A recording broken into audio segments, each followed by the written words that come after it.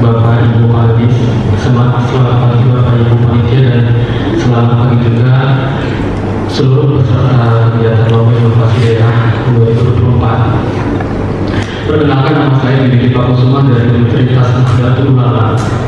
Terima kasih pada kesempatan pertama saya diberikan waktu dan tempat untuk memaparkan hasil riset observasi dan implementasi dari teknologi bernama EOS Level atau Electronic Oxygen Level,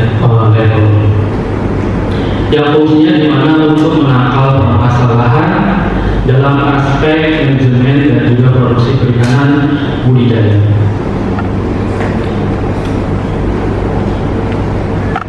Bisa ditaruh manual aja kalau gitu.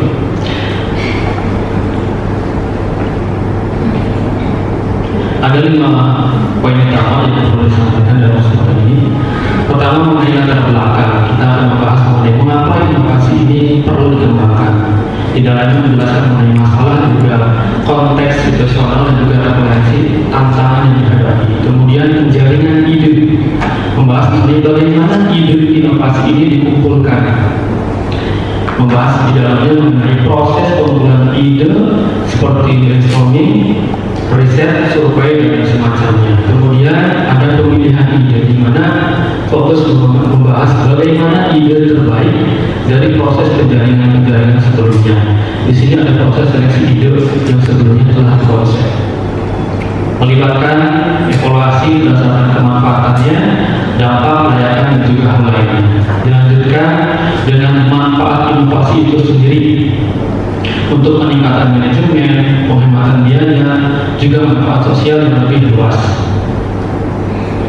Yang terakhir itu dalam inovasi itu pengaruh terhadap pengguna juga masyarakat secara umum. Di sini melihat produktivitas, kesadaran masyarakat itu seperti apa. Lanjut Pak. Nah, dari gambar ini kita semua yang menjadi sepakat ada perbandingan gambar sebelah kiri dan kanan, di mana teknologi itu kita sepakat bisa merubah segalanya, membantu kinerja manusia, termasuk juga dalam aspek sektor budidaya, khususnya perikanan. Gambar sebelah kiri menggambarkan kondisi di mana serba manual, dan sebelah kanan itu serba modern dengan bantuan teknologi. Dari sisi perairannya saja kita bisa lihat bedanya seperti apa. Kemudian dari ikannya sendiri kita bisa lihat juga perbedaannya. Banyak yang mati, dan dibandingkan dengan yang teknologi itu produktivitasnya segala sebagainya bisa dipertanggungjawabkan, bisa dipastikan. Oke. Nah, secara ilmiah juga banyak persebaran artikel ilmiah. Kalau misalkan dibandingkan produktivitas perikanan secara alami dengan budidaya, itu lebih produktivitas yang lebih sistem modern. Cuma permasalahan di lapangan, khususnya berkaitan dengan para pembudidayanya, ketika dikasih pilihan antara mau diberikan hibah bantuan inovasi teknologi atau uang cash dana bantuan, meskipun lebih kecil nominalnya dibanding dengan nilai hibah mereka lebih memilih nilai cash meskipun kecil. Nah, itu yang menjadi permasalahan juga. Nah, ini makanya di dalam ruang aspek stakeholder dalam inovasi ini kita banyak membutuhkan stakeholder yang saling berkaitan untuk implementasi yang lebih nyata di lapangan. Oke. Nah, diagram siklus ini menggambarkan secara umum proses latar belakang dan penjaringan pemilihan itu saling berkaitan. Mengenai latar belakang, kita berbicara mengenai potensi sumber daya alam dan potensi SDM manusia yang di itu sangat melimpah. Kemudian yang unik itu adalah, yang menjadi trigger adalah di Indramayu itu ada kampung perikanan budidaya yang di-SK-kan diakui oleh Kementerian KKP tahun 2022. Nah, itu uniknya. Kenapa Cirebon tidak bisa seperti itu? Padahal dari sisi geografis itu sangat menunjang begitu. Nah, kemudian dilakukanlah observasi lapangan kepada datang di lapangan, kegiatan praktek lapangan mahasiswa, kemudian referensi ilmiah ditelusuri, lakukan riset, dibuat keluarannya, diuji cobakan di lapangannya, dievaluasi sampai dengan dikembangkan dari tahun 2011 sampai dengan tahun 2024. Berbicara mengenai potensi sumber daya alam, nah secara riset itu banyak ditelusuri di internet. Nah, saya ambil contoh saja dari website-website yang dikeluarkan publikasi oleh Kabupaten Cirebon. Nah, artinya kalau sudah dipublikasikan oleh pemerintah daerah, artinya mereka juga sudah riset dari berbagai data yang ada di luar. Nah, mereka sejumlah terobosan Pemkab Cirebon di sektor perikanan terus dikembangkan.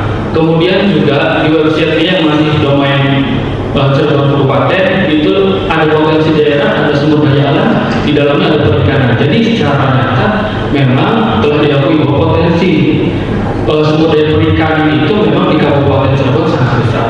Kita melihat selanjutnya adalah SDM-nya. Nah, di kita di Cirebon itu ada sekolah menengah kejuruan sebanyak ada 5, ada Mundu, Maritim, Kapetakan, ada Teknologi Domjati, ada Jenani Babakan, kemudian tingkat perguruan tingginya, ada FPIK Untar, ada Mundu juga, dan juga yang terbaru ada Cirebon, ada ITB Cirebon. Ini sangat melimpah sumber daya alamnya, ditunjang dengan sumber daya yang sangat melimpah. Kemudian daftar pokdaknya sendiri, penerima manfaatnya. Nah, yang saya dapatkan dari website sidakan ini dari KPP, diolah sama di KPP, ada 145. Tapi ini tidak semuanya masuk karena ada beberapa mitra yang kita kerjasama, podakan belum masuk sini. Artinya bisa jadi lebih banyak dari sini daftar podakan yang ada di Cirebon. Nah, ini yang tadi saya bahas. Ini unik, di Cirebon ada seperti ini yang diakui oleh KKP sebagai sampel contoh. Nah, kita harapkan di Cirebon juga ada seperti ini. Makanya kita lakukan kegiatan-kegiatan inovasi penempatannya di Pokdakan secara berkelanjutan dari 2011 sampai dengan saat ini. Kita ingin harapannya minimal ada sampel di Cirebon seperti ini. Nah, ini berawal dari kegiatan observasi lapangan yang diawali pada tahun 2011, dilanjutkan dengan saat ini. Oke. Nah, kita dapatkan secara umum tujuan dan sasarannya, sasarannya yang telah didapatkan dan yang ingin didapatkan ke depan, seperti meningkatkan kualitas air dengan sasarannya terpantau dan terkontrol secara real time. Kemudian mengurangi mortalitas ikan, sasarannya penurunan dari 15% menjadi 10%. Tujuannya mengurangi biaya operasional, sasarannya adalah penurunan sebesar 30% dari item-item tersebut. Tujuannya meningkatkan efisiensi produksi, sasarannya sebesar 20% per tahunnya. Tahun-tahun alat implementasi. Tujuan selanjutnya mendukung manajemen usaha, sasarannya tersedia data kualitas air untuk analisis dan pengambilan keputusan para pengguna. Dan terakhir tujuannya meningkatkan pengetahuan dan keterampilan SDM itu sendiri. Sasarannya pengimplementasian, pelatihan atau penyuluhan kita targetkan 50 pokdakan atau dan 10 lembaga satuan pendidikan. Nah, selama ini sudah kita lakukan riset sebanyak 3 kali atau 3 judul. Yang dasar itu adalah perancangan konstruksi dengan luarannya sudah dipublikasi pada Sinta, jurnal bersinta. Dilanjutkan dengan rancangan keduanya itu adalah berkaitan dengan teknik remote-nya, kontrol monitoringnya. Ini juga sudah ada publikasinya. Dan yang terakhir kita juga sampai dengan fokus untuk mencari katalog depo itu yang paling optimum untuk masing-masing ikannya itu berapa. Kita juga sampai dengan kerjasama dengan beberapa kolaborasi dengan yang terkait, nah menghasilkan satu luaran fokus di ikan nila dan juga lele. Nah, kemudian juga ada beberapa kegiatan berkaitan dengan implementasinya di lapangan dengan para mitra. Kurang lebih ada 3 yang sudah berjalan dan juga ada luaran-luarannya masingnya. Ada yang di artikel nasional ber-ISSN, juga ada 2 publikasi proceeding ber-ISBN. Sampai dengan saat ini adalah gambaran desain pengembangan dan ilustrasi implementasi ekskavator. Jadi seluruh logistika menggunakan solar panel, kemudian sistem kontrolnya ada basis internet, ada juga local host, ada juga dari kotak box kontrolnya dengan keypad. Jadi tergantung kondisi di lapangan seperti apa. Nah, sistem kerja ini berdasarkan inputan depo, pH dan suhu. Tapi tidak hanya itu, juga kinerjanya bisa diatur berdasarkan durasi, juga timer. Jadi konsepnya ada 3 pilihan mode. Ditambah yang terbaru itu dengan bantuan pompa sirkulasi yang menyala secara terus-menerus. Nah, berbicara mengenai ruang lingkup, ruang lingkup manfaat ini bisa dimanfaatkan oleh para pedagang tersebut, kemudian masyarakat secara umum, juga institusi pendidikan. Sedangkan untuk ruang lingkup stakeholder tadi ada pemerintah desa dan pemerintah daerah di sini yang ketika ingin berkembang diterapkan masyarakat ketika hidup ini harus dikonsepsikan agar terintegrasi. Kemudian masyarakat itu sendiri atau pedagang, ada industri teknologi yang untuk supply-nya, ada komunitas akademik juga peneliti untuk pengembangan juga LSM. Berbicara mengenai MOLT ya kebaruan, tahun lalu kita sudah ajukan paten sederhana untuk sistem kontrolnya, konsepnya. Memang secara umum konsep ini sudah banyak di pasaran, cuma pasti ada kelebihannya. Kita sudah coba ajukan patennya, sedang proses sampai dengan saat ini mengenai konsep integrasi, konsep kontrol otomatisasi dan mode-mode lainnya. Kemudian tahun ini kita juga sedang ajukan dari sisi mekanikal desain dudukan sensor-sensor kualitas airnya, dan alhamdulillah kali ini dapat 2 bantuan hibah untuk ajuan paten sederhana dari sisi mekanikal dudukan sensor.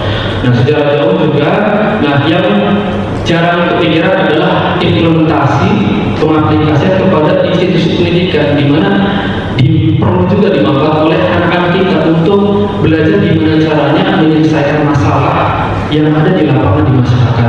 Kita rancang gimana caranya mereka hadir di sektor kreativitas dan inovasinya. Kemudian ini juga fleksibel untuk berbagai jenis kolam.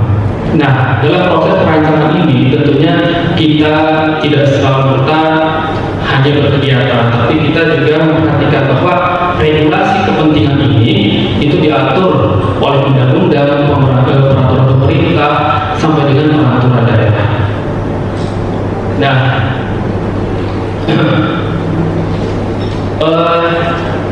dari awal sampai dengan saat ini hadirnya inovasi ini, kita sudah ada hasil manfaat dan juga dampak inovasi, dan juga ada yang kira-kira bisa untuk jangka panjang. Dari masukan atau input berupa observasi di lapangan, kemudian konstruksi alatnya, dan juga SDM yang terkait, kita menghasilkan seperti kesehatan kolam ikan itu selalu berada dalam konteks baik. Kemudian tingkat kematian ikan menurun, pengolahan air lebih efisien, manajemen usaha yang lebih efisien, pendapatan meningkat, wawasan SDM meningkat, ketersediaan pasokan ikan segar juga di lingkungan lokalnya juga ada. Nah, dampak yang kemungkinan dan diharapkan itu misalnya masyarakat punya akses lebih mudah ke sumber protein yang berkualitas. Kemudian pertumbuhan ekonomi lokal juga hingga mampu menciptakan lapangan kerja itu sendiri. Nah, ini contoh kasus dari 3 pembangunan di lapangan. 2 kita lakukan di Pokdakan. Permasalahannya kurang lebih sama kalau di Pokdakan. Produksi, kemudian pengolahan ekosistem kolam yang masih tradisional, kemudian air bersih untuk keberlanjutan. Nah, untuk yang di Mina Jala Satrio itu hasil dari penerapan ini, pertama, penggunaan air level lebih cepat memberikan pertumbuhan. Yang kedua, tingkat kematiannya tercatat lebih rendah. Dan dengan bantuan ini, pergantian siklus air di kolam untuk yang semen itu menjadi 1 bulan 2 kali, dari tadinya 1 minggu sekali. Kemudian yang di Pokdakan Santuy, dia menggunakan aliran AC untuk sirkulasi air dan juga penerangannya. Kemudian ada tambahan beban luaran listrik di dalamnya. Saat kemarau terjadi penurunan kualitas air, akibatnya terjadi kematian benih ikan, dan aktivitas pengolahan itu yang harusnya tim karena orang-orang yang bekerja di luar itu maka terabaikan. Nah, dengan alat ini dapat meningkatkan pendapatan mitra, kemudian tidak juga mengganggu kesibukan para pengurus. Kemudian saat kemarau, kematian yang tadinya tinggi menurun sedikit, dan juga tidak perlu menggunakan lagi bantuan listrik dari PLN. Nah, untuk di SMK katakan, nah anak-anak itu dari sisi kreativitasnya yang sangat belum diasah. Jadi hasil dari penerapan ini, peserta didik mampu menyelesaikan tugasnya, analisis permasalahan, kemudian peserta didik berhasil melatih teknologi observer itu sendiri, dan peserta didik lebih cenderung penasaran dan mengulik observer dalam kegiatan prakteknya dengan gurunya masing-masing. Nah, secara bisnis ada 3 buah skema proses bisnisnya. Yang pertama dirancang untuk sistem proses bisnis skema jasa dengan sewa teknologi atau pelatihan. Kemudian proses bisnis skema kemitraan bagi hasil, dan yang terakhir proses bisnis skema penjualan produk itu sendiri. Potensi replikasi dan berlanjutan ini berpeluang dikonstruksinya bisa skala kecil ataupun besar, tergantung keinginan pengguna. Dikembangkan untuk meningkatkan fitur yang terintegrasi masih juga bisa, misalkan dengan pengumpan pakan otomatis, pembersih kotoran ikan otomatis, kemudian alat untuk menganalisis karakter suara dengan akustik, dan ini juga bahan alatnya mudah dan murah didapatkan di pasaran lokal. Nah, yang paling tertarik saya adalah terintegrasi dengan sistem pemerintahan. Di sini saya dapatkan ada namanya aplikasi Sidakan dikelola oleh DKPP. Nah, sistem informasi kebudayaan di dalamnya ada fitur target, ikan, lokalkan, sarana, berita, dan sebagainya. Nah, gimana konsepnya? Mudah-mudahan ini bisa berlanjutan. Kita bisa komunikasikan barangkali kalau misalnya memang bisa berjalan, apa yang bisa diperlukan, saling terintegrasi antara kedua sistem ini. Nah, tahun ini pun alhamdulillah kita akan melakukan implementasi lanjutan kepada mitra keempat di daerah gedung Gebang Ilir. Gebang Ilir ini surat pernyataan sejarah kerjasamanya dengan mitra Pokdakan Kali Segoro Ilir, Bapak Mustaqim, yang insya Allah akan dieksekusi pada bulan Oktober ini. Oke, sekian Bapak Ibu yang bisa saya sampaikan. Terima kasih atas waktunya. Assalamualaikum warahmatullahi wabarakatuh. Saya kembalikan kepada Bapak. Untuk perbandingan masalah utama dan hasil itu kita bisa lihat lebih detail memang di dalam jurnalnya Pak ya. Sebetulnya kalau kita sampai lihat di jurnal masing-masing, begitu riset dan juga informasi ada, grafik juga ada dampaknya. Cuman karena pertama terbatas waktu untuk menjelaskan secara implisit itu, kemudian tampilan juga, maka saya bisa tampilkan untuk saat ini mungkin yang poin-poin utamanya dalam garis bawah itu Pak. Itu mungkin mohon maaf sebelumnya, tapi kalau misalkan ada waktu mungkin nanti kita bisa tampilkan masing-masing hasil dari riset. Tapi di bagian proposal itu kita sudah tampilkan sebetulnya untuk hasil-hasil risetnya sendiri. Nah, untuk yang ini Pak, mohon izin jawab juga. Nah, sebetulnya ini untuk yang sudah kita cobakan itu diantaranya paling untuk yang bisnis skema jasa. Nah, jasa dalam ini sewa teknologi atau pelatihan. Tapi secara umum pelatihan yang dieksekusi itu tergantung permintaan pengguna juga di lapangan. Jadi nggak hanya berpatok dengan yang seperti ini. Kadang-kadang ada juga Pak, yang seperti ini kan tadi prinsip kerjanya, tapi ada yang ingin melincir kemana-mana. Nah, kita hanya memberikan arahan. Kemudian ini adalah seperti batasan seperti ini. Ketika Bapak atau Ibu ingin mengembangkan kan untuk inovasi sendiri, untuk keperluan yang lain juga barangkali bisa. Nah, itu yang kita arahkan ke sana. Jadi sistemnya dengan pelatihan atau sewa teknologi. Kalau sewa teknologi belum berjalan pelatihan. Nah, untuk yang kemitraan ini baru dikonsep. Karena kita juga masalahnya kan tadi petani atau budidaya itu ketika kita mau balik bantuan hibah saja Pak, dia inginnya itu nominal uangnya, padahal lebih kecil dibanding dengan nilai teknologi itu sendiri. Jadi kalau misalkan kita tawarkan seperti itu, masih ada kelemahannya di sana, dan memang kita juga belum berjalan untuk konsep itu. Selama ini masih yang dengan sistem pelatihan gitu Pak, kurang lebihnya. Mohon maaf jika ada yang belum berjalan. Ya, nanya masih ada waktu sedikit ya. Untuk ini itu kan tadi DO ya, urusannya di DO, nanti sensornya DO-nya mengecil, terus aeratornya nyala juga secara kurang lebih prosesnya.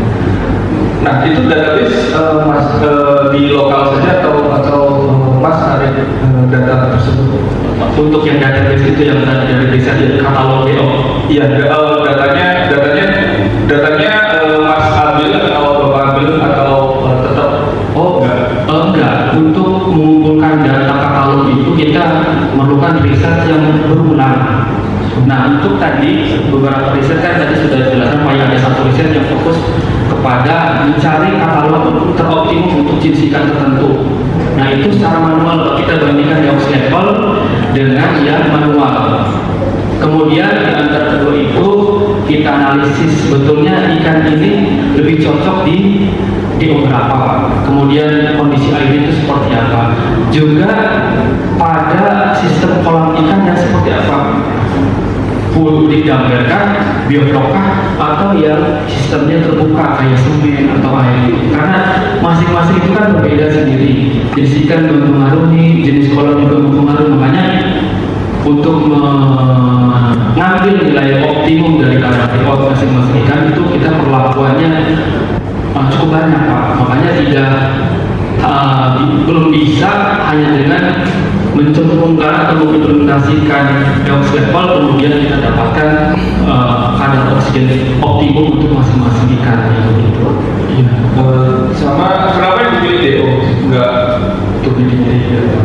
Karena yang di antara komponen-komponen parameter parameter kualitas yang paling penting ujungnya adalah kadar oksigen. Misalnya kita mengukur pH. pH itu bisa seperti itu karena apa? Kemudian dari turbidity. Ada beberapa ikan yang turbidity-nya keruh dan sebagainya tidak terlalu masalah asal kualitas airnya oksigen itu memenuhi Pak. Termasuk juga kadar asam. Kadar asam sangat berkaitan dengan kadar DO.